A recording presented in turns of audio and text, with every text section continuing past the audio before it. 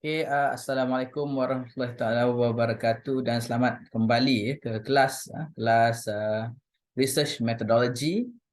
Okey, di mana dalam kajian ataupun dalam kelas research methodology ini kita akan membincangkan kaedah-kaedah penyelidikan yang dibangunkan dan macam mana proses untuk kita menghasilkan satu proposal yang berkesan dan juga memenuhi spesifikasi penyelidikan yang bakal kita bangunkan. Jadi untuk topik minggu ini kita bincang sedikit berkenaan dengan cadangan penyelidikan. Okay? So apakah yang perlu ada dan apakah perkara yang perlu kita titik beratkan dalam cadangan penyelidikan dan apa yang paling penting seperti dalam minggu-minggu sebelum ni saya dah nyatakan secara konsepnya struktur macam mana kaedah dalam kita menyediakan proposal penyelidikan atau kita panggil cadangan penyelidikan. Okay. So sebelum kita pergi lebih lanjut, apakah cadangan penyelidikan ataupun proposal? Apa sebenarnya proposal ni? Okay. Proposal ni merupakan rangka perancangan yang dibangunkan atau dilakukan oleh penyelidik sebelum penyelidikan sebenar jalankan. Maksudnya kerangka dia. Okay, kita kena propose dulu ataupun kita cadang apakah uh, yang perlu kita buat untuk penyelidikan kita. Apa yang ingin dicapai dan apakah proses-proses yang perlu dilaksanakan dalam aktiviti penyelidikan. So proposal terbuka kepada pembetulan dan kritikan. So maksudnya setiap proposal ni kita bukan penghasilan proposal tu bukan sekadar penghasilan proposal tu semestinya lengkap. Mungkin pada version pertama proposal tu tidak lengkap. Mungkin ada pembetulan dan juga kritikan. Dan proposal tidak terhad kepada penulisan akademik seperti projek ilmiah, latihan ilmiah ataupun dissertation dan thesis. Okey, di mana proposal ni juga digunakan dengan lebih luas dalam perspektif penyelidikan grant dan sebagainya. Jadi proposal ni bukan sekadar proposal untuk penyelidikan research tetapi proposal untuk menghasilkan penyelidikan dan dokumen yang kita perlukan untuk permohonan grant. Okay, jadi sebab tu kita perlu belajar kenapa kita perlu buat cadangan penyelidikannya. Okay, proposal penyelidikan. Okey, so apakah rangka cadangan penyelidikan? So sebenarnya rangka cadangan penyelidikan ni adalah bab-bab yang perlu ditulis dalam sesuatu proposal tersebut, okey, dengan terperinci. Okey, terutamanya dari aspek tajuk utama dan juga subtajuk yang dirancang. Okey, seperti dalam kelas minggu lepas, minggu-minggu sebelum ni saya menggunakan konsep research ideation canvas tu, okey. Tapi hari ini mungkin para pelajar mungkin ada yang masih lagi terpinga-pinga ataupun tidak jelas. Jadi saya perlu pergi dengan lebih detail untuk setiap aspek dalam pembangunan proposal ataupun cadangan penyelidikan. Jadi kita perlu meneliti apakah proses yang berlaku dan apakah skop yang perlu dibuat dalam penyelidikan tersebut. Okey, so sebenarnya objektif utama dalam penyelidikan ni adalah bergantung kepada apa yang ingin kita buat. Maksudnya kat sini proses apa yang kita lalui dalam melaksanakan penyelidikan. Okey, dan cadangan proposal ni merupakan satu panduan kepada kita untuk kita melaksanakan aktiviti penyelidikan berdasarkan masalah, proses atau metodologi, juga objektif termasuk jangkaan hasil kepada penyelidikan kita.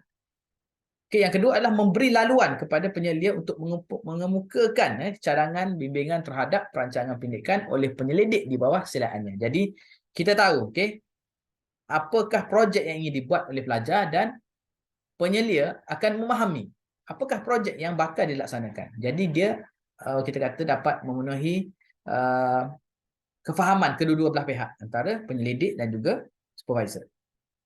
Okey, dan penyelidikan proposal penyelidikan juga berfungsi sebagai satu buku perjanjian antara penyelidik dan penyelia supaya dapat bekerjasama dalam merancang sesebuah penyelidikan dengan baik, dan memastikan objektif kajian yang dicadangkan tersebut berhasil. So maksudnya kita ada dokumen yang kita rujuk dan juga perkara yang kita dah gariskan dalam setiap penyelidikan yang kita laksanakan.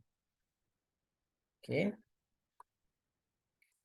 Seterusnya, memang saya dah bincang sebelum ni dalam kelas, apakah itu permasalahan kajian. Sebenarnya permasalahan kajian ni adalah merupakan satu kesulitan atau kebuntuan yang menggerakkan penyelidikan untuk dilaksanakan. Macam saya cakap tadi, bukan masalah melaksanakan kajian, tetapi permasalahan yang timbul, okey, yang menyebabkan kita melaksanakan kajian tersebut. Kena faham betul-betul. Okey. Dan masalah kajian menjadi perangsang kepada kita untuk meningkatkan lagi hasil kajian tersebut dan juga meneroka peluang-peluang baru ataupun meneroka kaedah baru dalam penyelesaian masalah.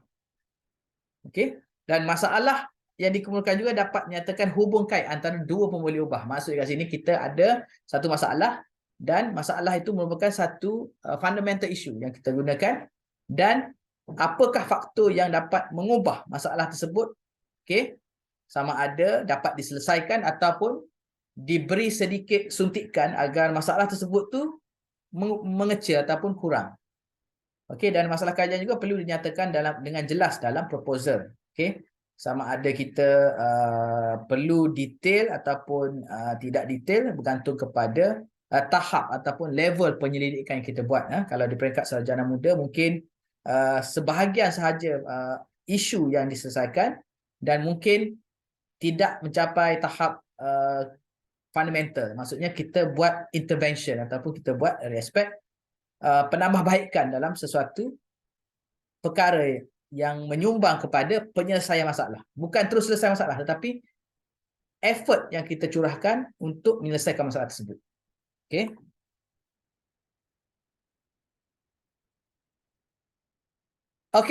Sebelum saya pergi lebih lanjut, saya ingin share juga tips mengenai pasti masalah. Sebab pelajar-pelajar mungkin masalah lah dalam menyelesaikan ataupun mengetahui apakah masalah sebenar dalam kajian.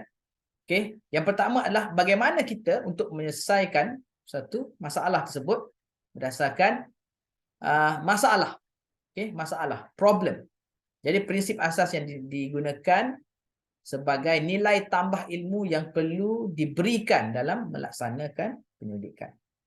Masalah baru yang timbul disebabkan perkembangan teknologi ataupun perkembangan ilmu yang sedia ada.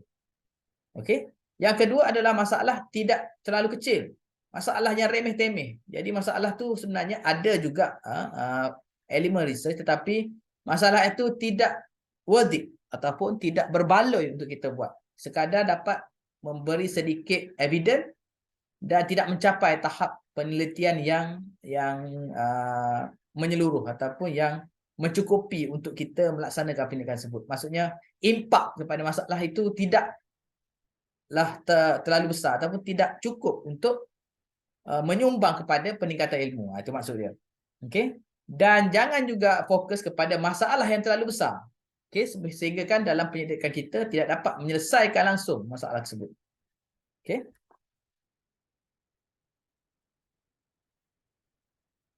Dari aspek pengukuran, ukuran besar atau kecil masalah, kita kena melihat dari aspek kemahiran penyelidik. Adakah kita mampu?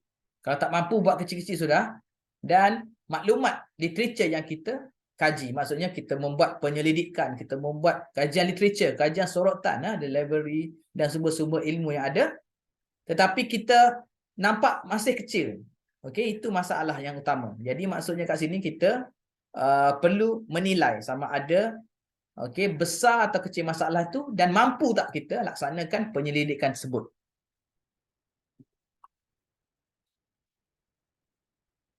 Biasanya kita menggunakan pendekatan dalam menulis permasalahan kajian. Jadi seperti dalam kelas-kelas sebelum ni, saya dah nyatakan bagaimana nak menulis permasalahan kajian. Biasanya kita akan mengemukakan pengenalan kepada permasalahan kajian. Yang kedua adalah mengetengahkan latar belakang sejarah permasalahan. Yang ketiga adalah mengkaitkan permasalahan kajian dengan isu-isu contemporary berdasarkan data dan juga maklumat literature. Dan yang terakhir, yang keempat adalah untuk menegaskan kepentingan permasalahan kajian untuk dikaji. So maksud dia kat sini, kita kena highlight juga, apakah kepentingan kajian tu dilaksanakan dalam menyelesaikan masalah tersebut. Kita pergi kepada objektif kajian pula. Seperti yang saya nyatakan sebelum ni, objektif kajian adalah sasaran kita. Maksud dia kat sini adalah matlamat khusus untuk diselesaikan dalam tujuan tertentu. Dan tujuan objektif kajian adalah untuk mengenal pasti maksud yang tersurat dan kepentingan sesebuah kajian yang dijalankan. Okey, contohnya kita dah ada objektif ini saya. Contohnya meneliti, okey, ataupun mengenal pasti, okey, apakah elemen-elemen penting dalam multimedia katakan. Mengenal pasti apakah punca kepada masalah tersebut. Mengenal pasti apakah teknologi yang digunakan dalam meningkatkan sesuatu karya kreatif. Itu mengenal pasti. Kalau menganalisis, okay, lain pula aktiviti dia menganalisis. Maksudnya kat sini kalau kita perlu jelas sama ada mengenal pasti, menganalisis dan ataupun merungkai kajian tersebut. So kita kena very specific dan objektif tersebut perlulah boleh dicapai dan senang untuk diukur. Okey, antara terminologi yang biasa kita gunakanlah dalam objektif kajian, seperti saya nyatakan tadi, untuk mengenal pasti, to identify, untuk mencari hubung kait, to correlate, untuk mengukur, is to measure, untuk mengkaji, to examine, untuk menjelaskan, kita boleh guna to clarify atau to illustrate. Okey, untuk menganalisa, to analyze, mengenal pasti, to evaluate, membandingkan, is to compare, menentukan, is to determine, dan membuktikan, to prove, dan juga to propose. Okey, propose biasanya kita cadangkanlah kaedah baru ataupun kaedah yang lebih efektif dalam menyelesaikan masalah. Tetapi perlu berdasarkan kajian. Jadi bila kita dah ada sasaran ataupun objektif kajian, barulah kita boleh merangka aktiviti penyelidikan kita dengan lebih tepat, jelas dan konsisten. Okey, ada juga pelajar kita masih tertanya-tanya, okey, apakah skop kajian? Apakah perkara yang ingin kita tulis dalam skop kajian? Skop kajian bertujuan untuk menghadkan bidang kajian supaya tidak terlalu luas dan tidak juga terlalu kecil. Okey? Agar kita dapat fokus dalam had tertentu dalam kajian kita. Okey, jangan kita pergi lebih daripada kemampuan kita dan lebih daripada skop yang kita mampu. Itu tip lah daripada saya. Dan yang seterusnya adalah untuk mengelakkan penilai atau pembaca mempersoalkan kenapa tidak dimasukkan bidang-bidang tertentu. Jadi kita kena ada skop supaya sebagai kita panggil, kita punya escape clause ataupun dia panggil apa escape clause ni? Kita skopkan limitation terhadap kajian tersebut. Okay, limitasi. Barulah kita tidak ditanya dengan pelbagai persoalan yang di luar skop kajian kita. Beyond our capability ataupun beyond our knowledge. Okey, ada beberapa asas dalam skop kajian. Mungkin kita nyatakan dalam batasan masa. Contohnya kajian ini melibatkan kajian penilaian literature dari tahun 2020 hingga 2023 ataupun daripada tahun 2050 daripada tahun 2022 ataupun dalam ni lah, maksudnya batasan masa ni kita buat mungkin daripada tahun 1995 hingga tahun 2000 katakan. So itu batasan masa. Batasan bidang kajian pula adalah batasan scope body of knowledge. Maksud dia kat sini skop bidang tersebut lah. Maksudnya kalau kita kata kajian kita hanya meliputi bidang teknikal dan multimedia. Okey, contohnya multimedia kita boleh pecahkan lagi lah apakah skop yang tertentu. Ataupun mungkin kita nyatakan tiga. Biasanya tiga lah bidang skop kajian berangkumi dari aspek sosio budaya. Itu kalau dalam sosial lah, dalam sosial kajian.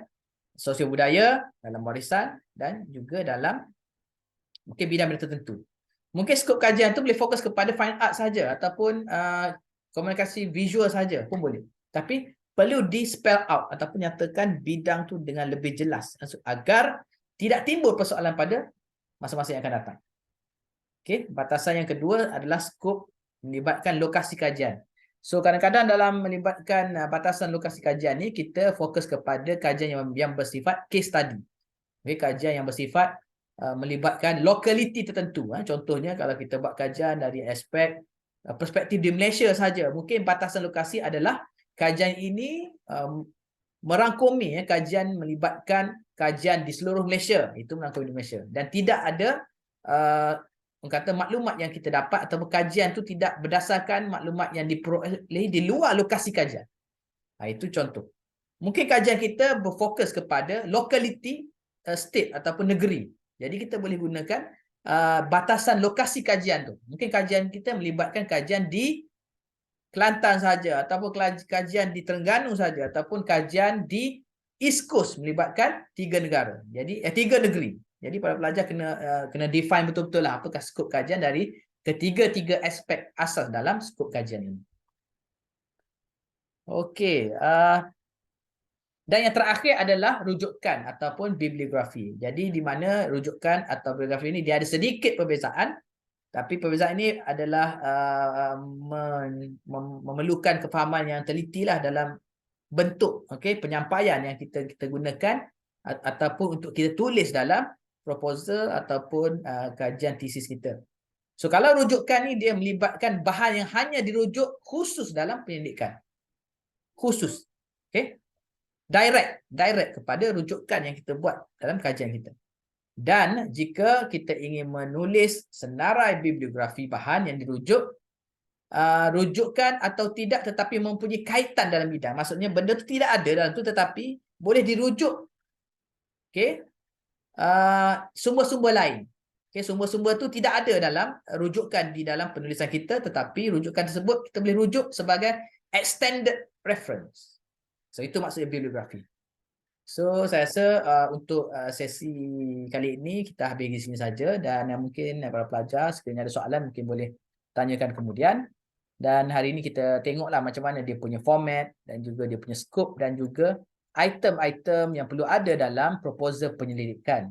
Dan saya rasa sekadar itu dulu. Kita boleh jumpa lagi dalam video yang akan datang. Okey, terima kasih. Assalamualaikum dan selamat maju jaya.